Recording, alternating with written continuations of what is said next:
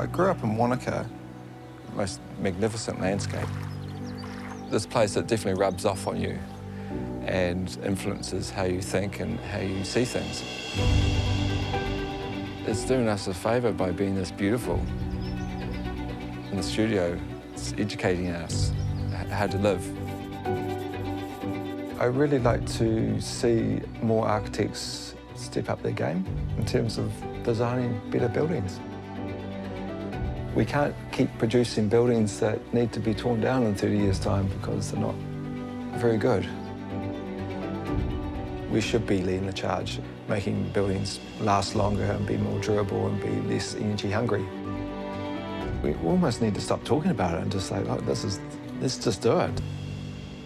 That's our vision.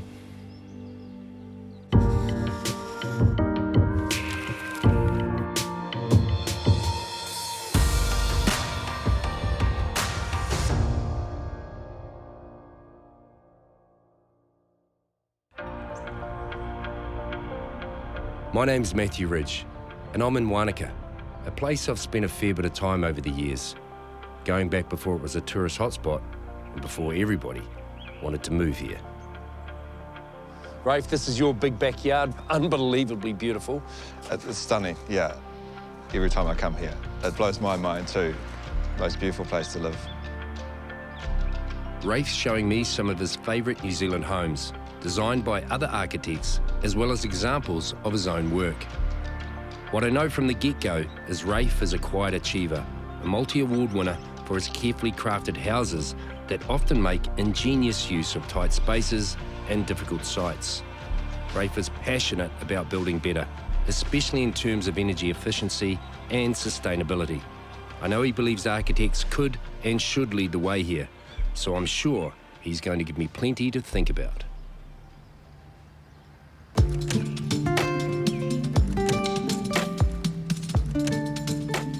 This is Rippon Vineyard and Winery, established by Rolf and Lois Mills in the mid-1970s on land that's been in the Mills family for over 100 years. Young Rafe spent a lot of time here at the family home because he was a schoolboy mate of the Mills' son, Nick. Clearly, the location speaks for itself, but I'm wondering why the design impresses Rafe so much. He's chosen it as the first of his favourite New Zealand houses to show me. What's really special about the house is how it's laid out on the land. What they did was create these splayed foundations at the bottom, which sort of spreads the load more evenly to the ground. It's almost like draped around the contours like a necklace, and it provides this sanctuary on the leeward side of the wind. So it's very sheltered, very green, and it's aged so gracefully. I mean, it's nearly 50 years old. When I was a kid, I visited the house and admired it. But I think at that time, I didn't know what I admired. It was just the intangible feeling of, you know, this is a really nice house to be in. Ah, yes. It's pretty special. Like, you come through the entryway there's a compression of the space, and then it's released into a higher space. And then off to the side, we've got little glimpses of the view, just as a teaser for further on. And also to the side here, which is quite interesting, as a little spatial eddies of spaces off the main route. You walk in here and it feels like history. Yeah. Oh, look at that. It's almost decompressed again, not only in height, but also the width and the views. But it's not a huge view, but just really focused framing. It's so beautiful. I really like these, Rafe. The exposed beams, It's very special. Gives a real character. Definitely got that French provincial country, like, it feels really European. But the real piece de resistance for me is this room over here. Like, that is just so cozy, eh? Yeah, quite a little intimate space just off the main arterial route through the house. Great little pocket, sit by the fire, armchairs. Like, I would move from here and be sitting there reading a book. Obviously, you've got the view. But you're right, how it opens up, and then you've got another little space that you can come into. Just to the side, yeah. The bedrooms and other private spaces are all contained in the rear wing of the house that completes its wrap around the hill and the windbreak for the garden. This oasis is lovingly tended by Lois Mills, who still lives here, enjoying the house she and husband Rolf planned so carefully more than 40 years ago. We were starting off something completely new. We could have gone and lived down in the old homestead block with the established trees, but Rolf, being who he was, he wanted to do his own thing, not his father's and his grandfather's. And he'd always sat on this hill and thought, if ever I had the opportunity to live in Wanuka, this is where I'd want to live. And then we started thinking about, what sort of house are we going to have? We had 3 generations. So it was going to be a 3-generation home we were building. To design their dream home, the Mills made a bold choice. Young Dunedin architect, Ashley Muir. We wanted to integrate something modern, and Ashley was modern. He'd travelled, he could see our vision, and it was exciting to have somebody who was straight out of university with new ideas. He designed a house for us. Are you happy with what you got? I wouldn't change anything. In time, the Mills family home was joined by another substantial building on site, Rippon Hall. This was the hospitality and function venue Rolf and Lois had long planned, but never seemed to find the right architect for, until the right guy did come along, Rafe Maclean. My only concern would be dealing with a friend, and can be quite intimidating, and particularly when I'm, his friend's mother. And we'd have to make sure that Rafe understands that I have very strong ideas of what I would like in this building. Rolf and I have been dreaming about it for years. We're building a building that's going to be part of our community, which was what we wanted, to have a community hall. None of us had been in hospitality before, so, then we needed expertise from Rafe, designing the kitchen, and, we wanted a sprung floor because you wanted to dance. It was a tall order for Rafe. Still early in his career, a high-profile commission with a lot of boxes to tick, and lots of expectations to meet from his good mate's mum. No pressure then.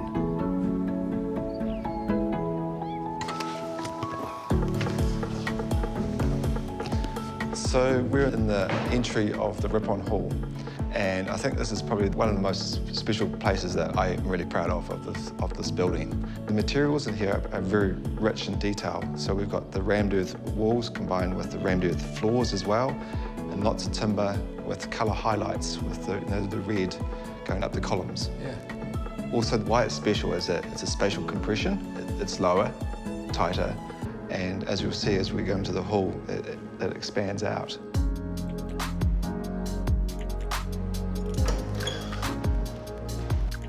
Now that is magnificent. Look at that.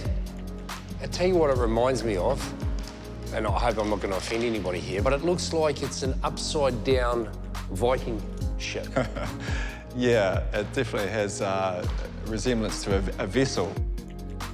Doesn't matter how many times you've seen this view, if you're from Wanuka or wherever, it is mind-blowing, isn't it? Yeah, I'm definitely privileged to be involved in this project, to take care of this view and focus whoever's in this room towards that. Certainly the view is a showstopper, but the materials are eye-catching too, in their own quiet way. This is concrete. Yep. Is that coloured concrete or what's it? Because that looks different. No, that's stabilised rammed earth. So it's earth taken from the excavations from when we built the place, mixed with clay from Cadrona and with around about 5% cement. So we've got the earth that makes up the walls, and then we've got the timbers that were milled from trees from the site. Oh, so all this is literally from off the land? Yeah, from larch trees. Off this bit? Yeah, yeah, and all the ceiling timbers. The brief for the project was very special. The biggest thing for me was listening to the Mills family and what they were after, but also listening to the land and the meaning behind it, and the culture and the history of the place, and tuning into that and pulling it all together into a buildable solution. On the face of it, the Mills House and Rippon Hall are very different. But listening to Rafe, I'm starting to see a connection. There's continuity here and deep friendship between Rafe and Nick Mills, who is now Rippon's winemaker and general manager. We grew up in the family house, you know, and it was built by Rolf and Lois back in the 70s out of rammed earth and timber off the property and all the cupboards of the old tractor shed benches and stuff. And I guess as humans growing up on a piece of land and being actually surrounded by that place and those materials growing up just roots you to the place, you know, because it's the earth and the timber and everything that's around you.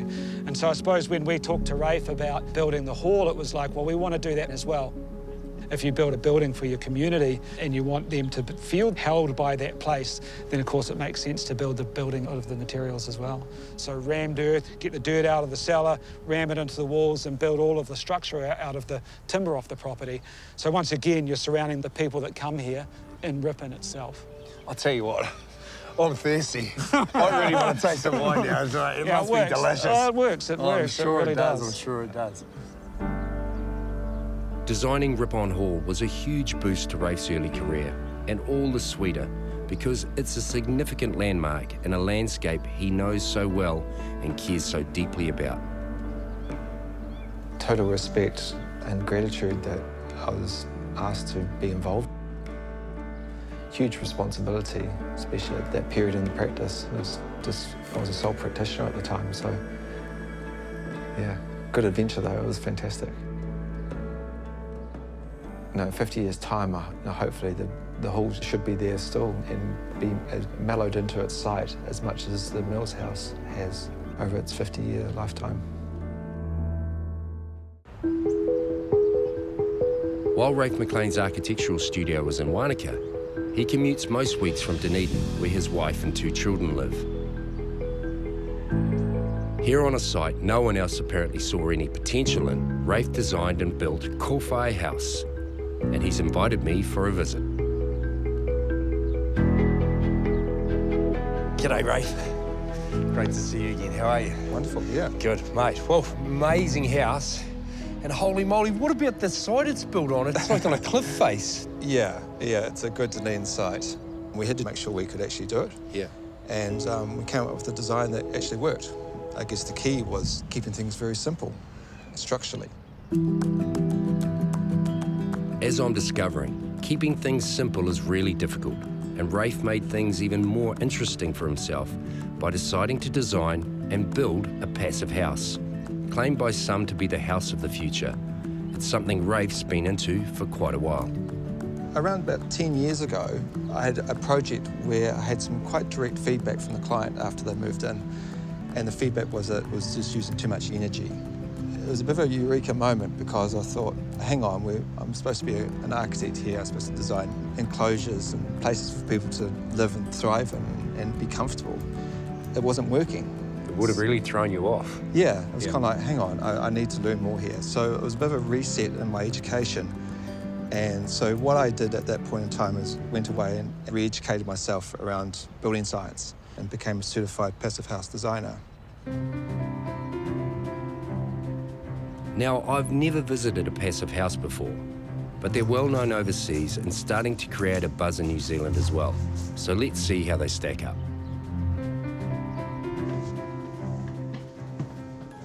Oh, yeah. You cantilever over the cliff. Yeah. Isn't that magnificent, eh? Yeah. Really is. But the first thing I've noticed is actually walking in here is it's really cozy.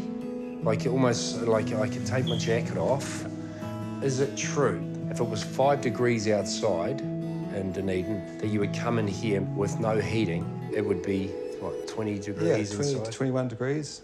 That's unbelievable. Yeah. So A certified passive house is all about comfort. Air doesn't escape. So any heat that you introduce to the space stays in the space.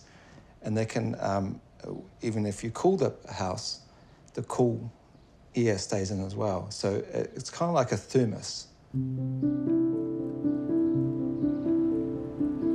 Let's face it, New Zealand building standards have come a long way since a 1940s house like this. In those days, people typically built with whatever they could, and houses often had no insulation whatsoever. Government regulations in the 1970s introduced a compulsory minimum level of insulation. Since then, the standards have been progressively strengthened, and new builds today benefit from double-glazed windows and the use of more modern insulation materials. However, passive houses take all this to a whole new level. Everything is super insulated and tested to make sure there are no gaps at all. A house like this is completely airtight. Wow, look at that. Like that is like, what is that? Is that double glaze or triple glazing? Triple glazed, yep. And look at the componentry on that. That is a really heavy door. And so that's one of the main aspects of being able to build this particular type of house. Yeah, totally. The windows are quite key for the glazing to let energy in, but also stop energy going out. Yeah. And the frames are quite different to typical New Zealand aluminium frames. Yeah. You won't get condensation on this. So no condensation on that, no condensation on the windows. Awesome. The temperature and air quality inside a passive house are controlled by a special ventilation system that recovers heat from the outgoing stale air and adds it to the incoming fresh air, eliminating the need for expensive extra heating. In fact, Rafe tells me this ventilation system costs next to nothing to run. Even better, it's healthier too. I get hay fever. Yes. And the system filters out pollens and particulates from cars and pollution. You know. So it's a healthy house. It's really healthy. All the stale air is ventilated out and fresh air is brought in and the heat is exchanged in that crossover. So in summer it's nice and cool? Yep. And in winter it's nice and warm? Yes. So your energy bill will be like... it's small. Yeah. Wow. The initial construction cost is often higher, but the overall operational energy use or expense is low. So over time, it pays itself off very quickly. So that's all really good news. But Rafe tells me designing a passive house places demands on architects they may find restrictive. It's pretty difficult. You have to work with a different aesthetic because everything's a little bit chunkier. The walls are thicker, the window frames are thicker. You can't have too much glass because you'll overheat. It gets quite scientific quite quickly. So you get these sort of very efficient buildings, but not very architecturally not interesting. Yeah. So for me, that was a bit of a challenge, is that how do we make really well-performing, comfortable architecture that still look cool. Yeah, that's right. And that have a design aspect. Yeah.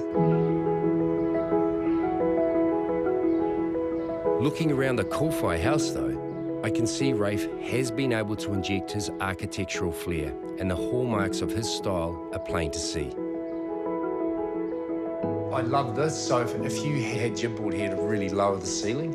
Totally, it'll be a totally different space. I think having the gaps, going up between these joists gives the room much more volume. A lot of interest too. I love sitting on the beanbags and looking up and just seeing the play of light around them.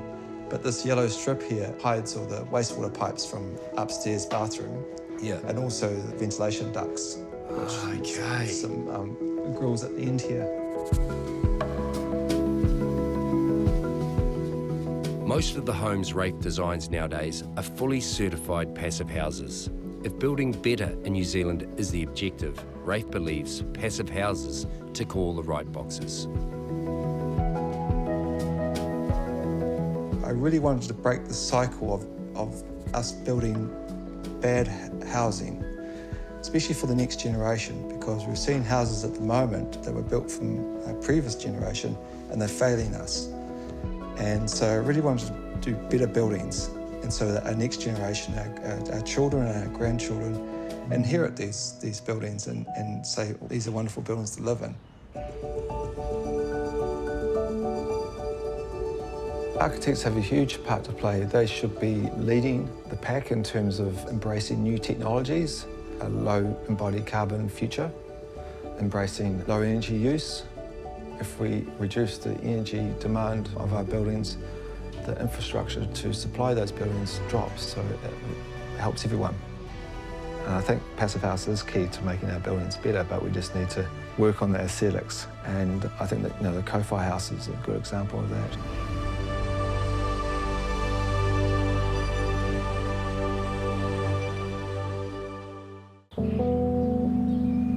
Rafe Maclean felt the call of architecture early, as a young lad working for his father on his building projects.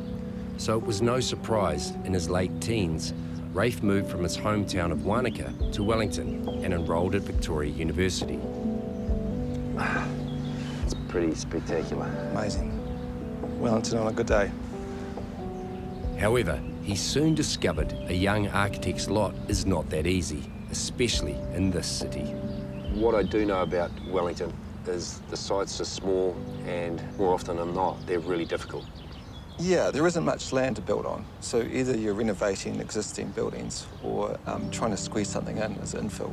So you have to think quite creatively and think of solutions outside the box quite quickly just to make things work.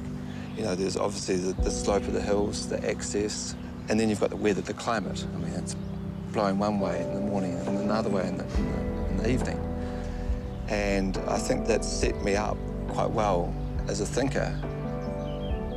My view is that for a good architect is to see a pathway forward and be optimistic. And there's lots of hoops to jump through, people saying no to you, and finding the pathway through all that, I think that's the key for good architects to have their work built.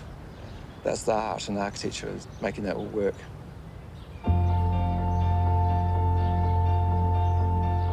One house in Wellington that Rafe particularly admires was designed for a tiny scrap of land by architects Gerald Melling and Alan Morse. Their small and beautiful design, nicknamed Music Box, is the second of Rafe's favourite houses by other architects. Well, Rafe, you weren't wrong when you said the sites in Wellington are reasonably hard. It's probably a little bit of an understatement, but... What do you see this one? Isn't that cool? Look at that. That's just popped out of nowhere. Pretty special, eh? This is one of my favourite buildings. Its width is so nimble to its height. It's like 5.4 metres high, 3.6 metres wide. Oh, it's only 3.6 wide. Oh, you can't see that from here, eh? It looks huge. Yeah, it looks really imposing. So the depth is quite deceptive from here. The other thing is its construction. The use of vertical trusses. Usually trusses are used horizontally. And in this case, they've been used vertically as studs to support the building. They not only hold up the building, but they brace the building, but also act as dividers inside the building for the spaces. It's a very economical way of using elements in a building because it doesn't just serve one purpose, it serves many purposes. So you get a lot of bang for your buck. Should we take a wander inside and have a look? Let's do it, yeah. Why I love Music Box is that it's a very simple design on a very complex infill section. Its footprint's very small and it feels much bigger than it actually is. Oh, wow. Pretty special, eh? It really is. I didn't expect to see all this wood. Yeah. But it gives it a really warm feeling. It's really nice. Yeah, it's a golden glow. And the height of the ceilings as well, like it's just like you walk in and your eyes just drawn that way. The other thing that makes it feel much bigger than it is the borrowed space. So lots of use of glazing to the bush. So yeah, it might feel enclosed, but you've got this big view. Absolutely. Yeah. But I see what you mean about those trusses. We were talking about outside, the trusses and dividing the spaces. It gives you a nice little nook there to sit down. You've got a nook and cranny here, the kitchen and the area that I'd probably spend most of the time, which is, around the dinner table. Everything flows beautifully, which is what you want in a house. Totally. Very human proportions, you live between the structure. And also the expression of construction, no plasterboard. Yeah.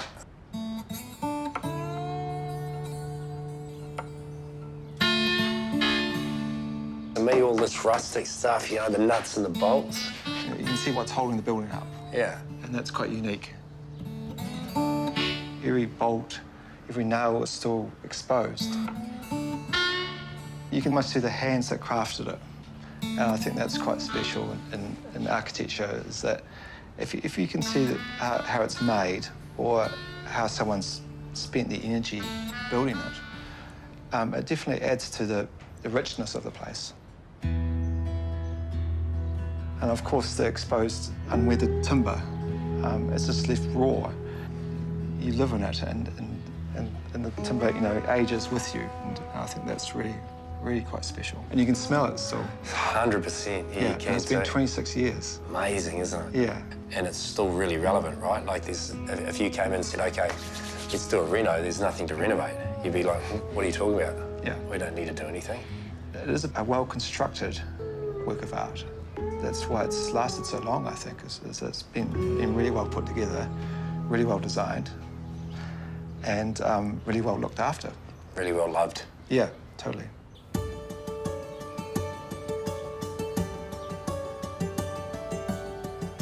The house was nicknamed Music Box because it was commissioned by Baroque violinist Bronwyn Pugh, who still lives here.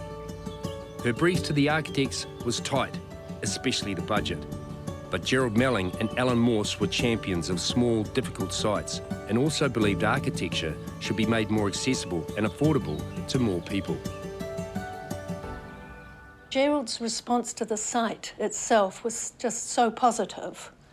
And while I did have a limited budget, he said, oh, we can do something, Bronwyn, and it will be very beautiful. It will be a pleasure to build on this spot, looking out to the hills in the middle of the bush, and yet so close to Wellington. But the main requirement probably was that I didn't like playing my Baroque violin in a low-ceilinged room. So they took it to an extraordinary extent and gave me 5.4-metre high ceiling. Yeah, but it's wonderful, isn't it? Yeah. Yeah. I didn't expect so many windows, but we wanted low-maintenance building material, so we treated the glass as a building material. Not that it would have to be unimpeded for all views, but that it would be a low-maintenance building product, which also wouldn't need painting.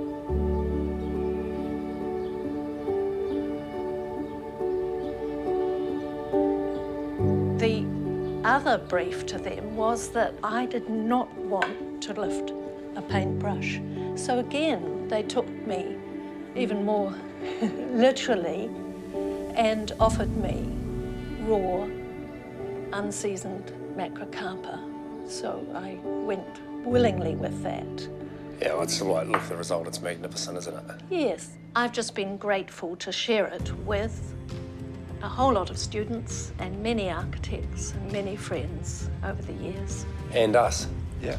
Thank you very much. Oh, it's a pleasure. Oh, it's been a pleasure. Pleasure to see you both. It really has. Yeah. Thank you. It's a real pleasant place to visit. And it's lasted the test of time because it was built really well.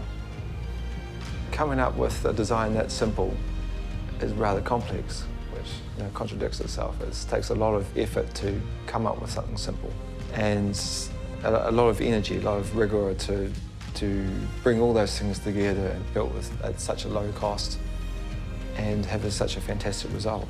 And I think that's full credit to the architects on that job.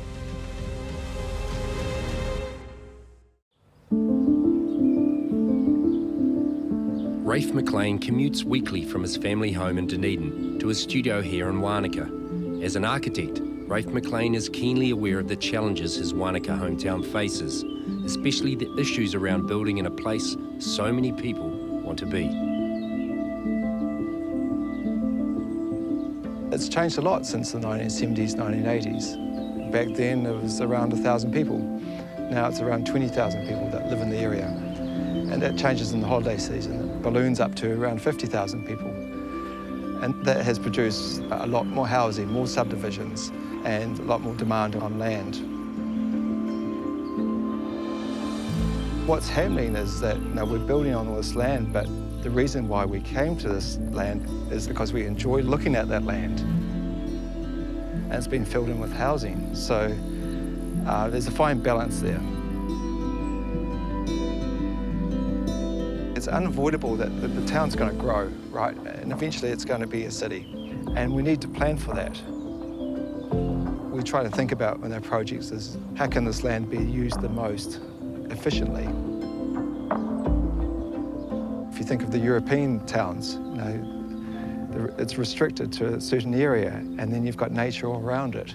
We don't want our town to sprawl out and cover that nature. That's my vision.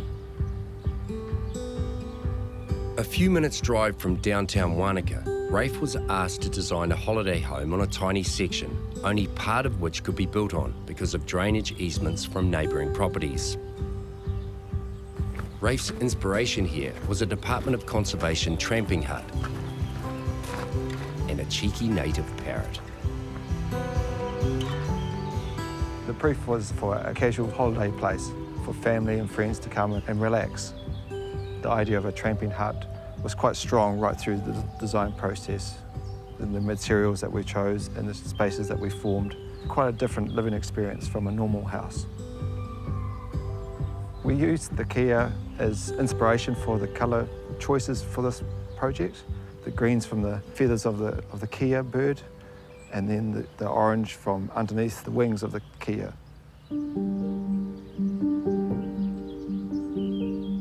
I think the Kia is successful for us because it's a fantastic use of land. It was a difficult project to pull off, a small project on a tight site. And I think there's lots of problems there to solve and lots of restrictions. And I think that in the gestation period of the design, all those things came together and we found a solution that satisfied them all. So this is the main entry to the house via outside deck. Quite a strange spot to have a bathtub, but it works really well. All day sun, brilliant view. You can only imagine how much this space gets used. And it's also the entryway to the house.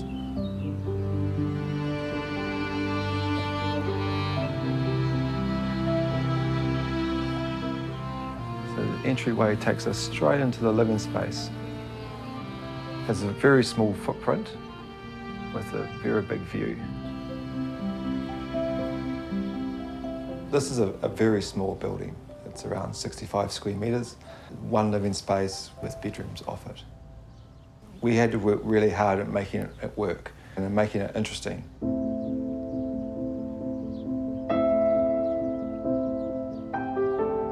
We didn't want to use plasterboard, for example, and wanted to use a lot of timber and express the structure, but make it economical to build as well. And we wanted it to be fun, a fun place for families to visit and children to explore. So this is the bunk room. It has 6 beds in it, triple story. It's quite compact, quite playful, and also serves as the access way to the upstairs loft. Place for teenagers to hang out, so quite a special space away from the rest of the house, from the adults. When designing it, everything was sort of considered of having more than one purpose. So the sliding doors to the deck served as the entryway. The living space is a hallway, so there's no dedicated hallway space. So there's no door here to the main bedroom. What I like about this space is that it's private, but still open to the main space. And it has this amazing window to the mountain view up there. And also the skylight, which you can look at the stars at night time. The bedroom's not separate, so you can be in here and still experience what's going on in the living room. It feels very open and relaxed, not like a typical house.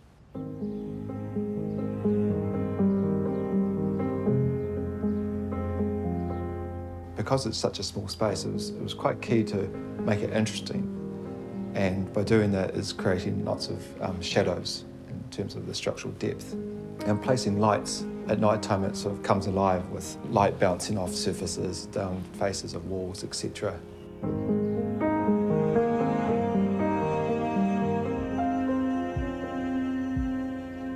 Really challenging the way we live in the holiday house is really important. So when you go back to your ordinary house, there's a real contrast there of living. And I think that what makes holidays holidays, because they're quite different. With space such a premium in modern building, architects like Rafe are often challenged to deliver a lot with not so much. The last house he's showing me was certainly built within strict parameters, but proves when creativity and innovation are part of the mix, a little goes a long way. For the last part of my journey with architect Rafe Maclean, we've trekked right to the bottom of the South Island, to the southeast corner of a region called the Catlins. Here at remote Jacks Bay, Rafe's shown me the last of his 3 favourite New Zealand homes by other architects, and I'm hoping for big things. It's a beautiful day, which is quite rare for this area. It's usually pretty rough, raining, stormy, windy. So I'd really like to show you this house. It's pretty special. Excellent. So it's amongst all these cribs, I guess you call it, your South Yeah, Islanders. cribs, yeah. All right, well, let's go and have a look. Okay. I'm expecting a bit, because we've come a long way. Jacks Bay is a popular holiday spot over the summer, but most of the cribs are empty the rest of the year, thanks to the pretty grim weather.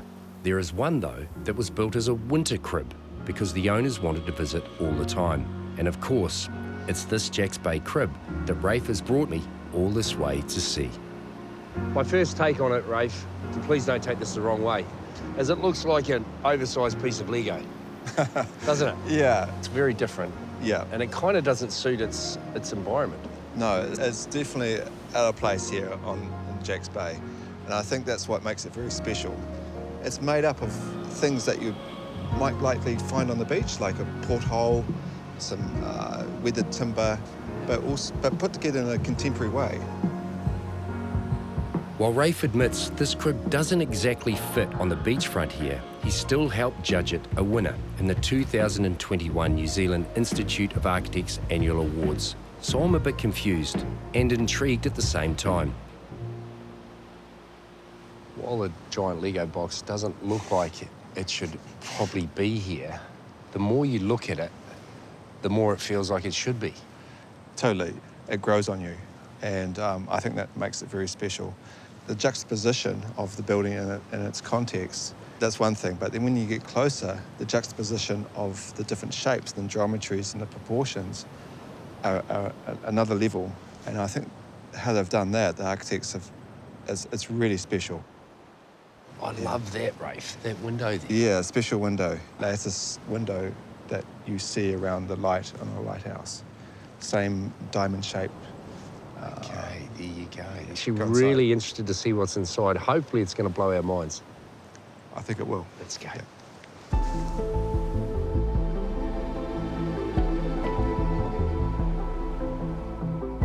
Oh. Okay. Wow, this is a surprise, isn't it? There's a lot going on. Yeah, it's very different from the outside. Come in here and you're in a different world. Lots of the architecture features come to life. The big window to the north, little deck with a fireplace to the sea, and upstairs mezzanine floor. And just the materials and colours in here are just like very in contrast to the exterior, which is quite soft and gentle in the landscape. Really cozy, though. Very cozy. Yeah. Oh, that's cool. So you can lock that off and then open that up, and then you have that real, I'm in an outdoor fire. That's right. But also close it down and you know, have that warmth and sort of security from the raging storm outside. And that window, Yeah. it's a monster. Yeah, it's pretty special. I mean, it lights this whole room up just with one single window. It's so unique. I mean, and just the way they've done the clear glass with the frosted glass, the composition is another exercise in itself. Wow, there's a lot to take in, isn't there? Yeah.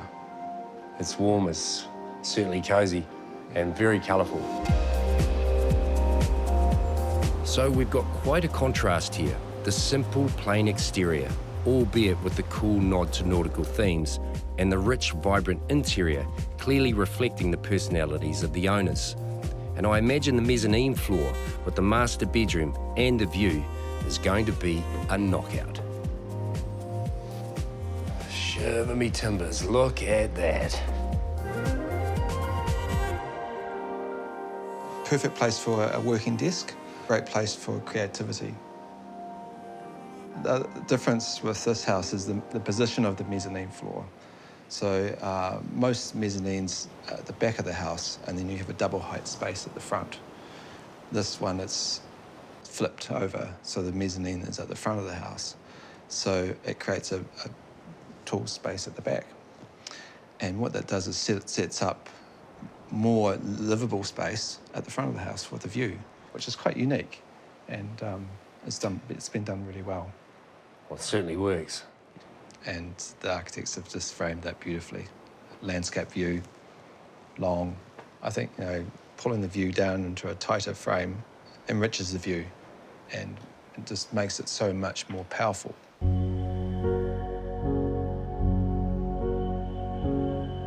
This is a nod to a ship's porthole. And there's a couple of things going on here. We've got the lighthouse window, which when you're inside, it feels like you're safe and secure. Whereas here with the porthole, you feel like you're on a ship traveling, and you can sort of imagine yourself in bed looking out, and you're on a journey. So it's a fantastic place to take a holiday, but you're not going anywhere. I tell you what, this place has grown on me. When we pulled up here this morning, I was a little bit sceptical, to be honest. Yeah, I noticed that. I warmed to it. Yeah, it's much better than just a piece of Lego. It is. Yeah. Very true, Rafe. Yeah. I'm glad you remember that.